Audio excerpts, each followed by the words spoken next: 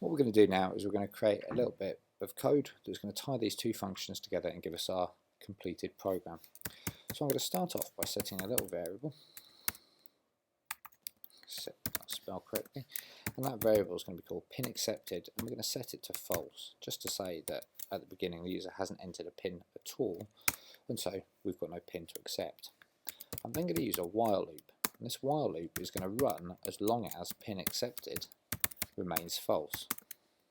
So until we've got a pin that we're happy with and we've accepted, this whatever code I write now is going to keep running and running and running. The next thing to do is to set a variable.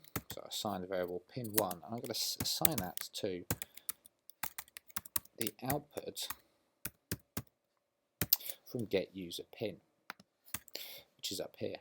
So by doing this, this function gets run, and whatever's returned, whatever the user types in as their pin, is now going to be stored as pin1. I'm then going to give the user a little bit of feedback. So output, you need to validate your pin, and I'm going to ask them to do exactly the same thing again.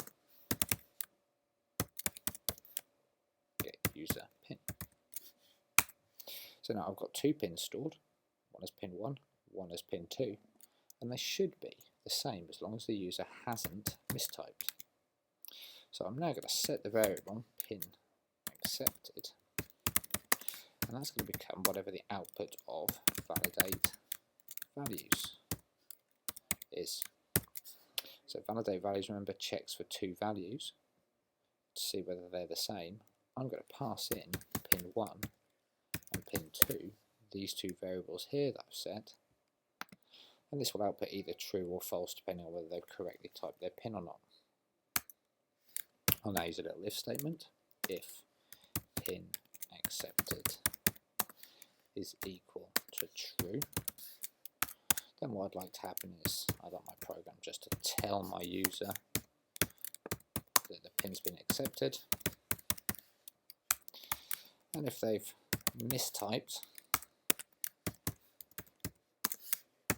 then I want to tell them that their pin do not match.